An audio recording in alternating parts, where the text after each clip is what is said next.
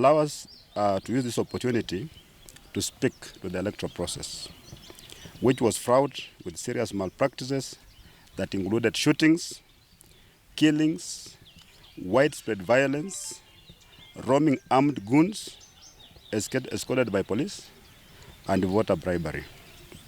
We condemn in the strongest terms possible these cowardly, undemocratic, and criminal activities that were perpetrated by people very well known to the authorities.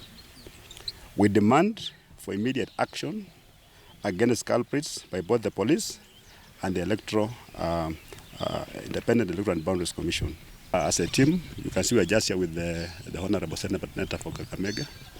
We also want to consult with the candidate with a view of pursuing this matter in court. Because what happened in Malava was not an election. It was a criminal activity. Yeah, right from campaigning, where goons were deployed. Some of us, our security was removed. I'm sure you also witnessed voters being bribed while they were queuing. The heavy deployment of security officers in uniform, and the announcement actually by the CS for Interior that there were many more in civilian clothes. We were preparing an election as if we were going to a war somewhere in Baghdad. The government was determined to win this election by all means possible. They put aside all democratic ideals, a simple electoral process. They were obsessed with demonstrating to Kenya that they're still popular. But this is what we call, like in Malava, what we call a Pyrrhic victory. Yeah, where you go to war and you lose both eyes, you lose your ears, you lose your both arms, you lose your leg, and somehow you win. So you will come out celebrating, but it's victory for what? Is it worth it?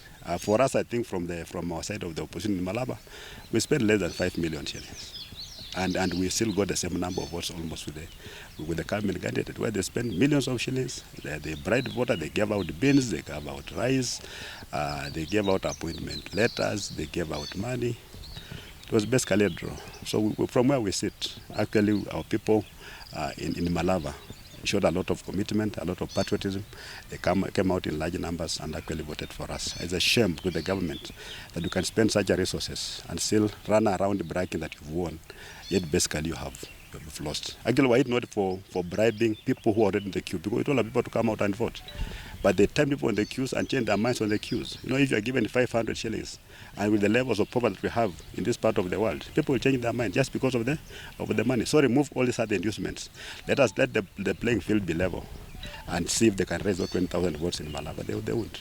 IBC, by and large, they did their job well, but I think at some point they let the government have its way, especially by allowing free movement of government operatives in and outside of polling stations and bribing voters in their view. Not they are waiting for us to go out and report, but they could see even by themselves the voters were being bribed. It's an electoral offense. I don't know what they're going to do about all this that have been reported in the media, about people being killed, vehicles being torched. Those are not part of our democratic ideals as a country, and the arbiter for elections, IBC, should be enforcing these things, asking the police to do their job, but I don't think they did that. Just three of us, Honorable Malala, myself and the Honorable Senator here, we've given our government a run of its money. So come 2027, I'm telling you, Western is not going to be available for this kind of games. You're not going to be available, and I still urge our people that we love them. And personally, I'm encouraged by what the people of Malava did. They came out in large numbers. I think the voter turnout of Malava is highest in the country. Yes. Yeah, and they were very happy. They welcomed us to talk to them. They are listening to what we are saying. And 2027, actually, we are going to take this government a lesson that they'll never forget. If that is why there was all that drama here in Western, yes, 2027 will come.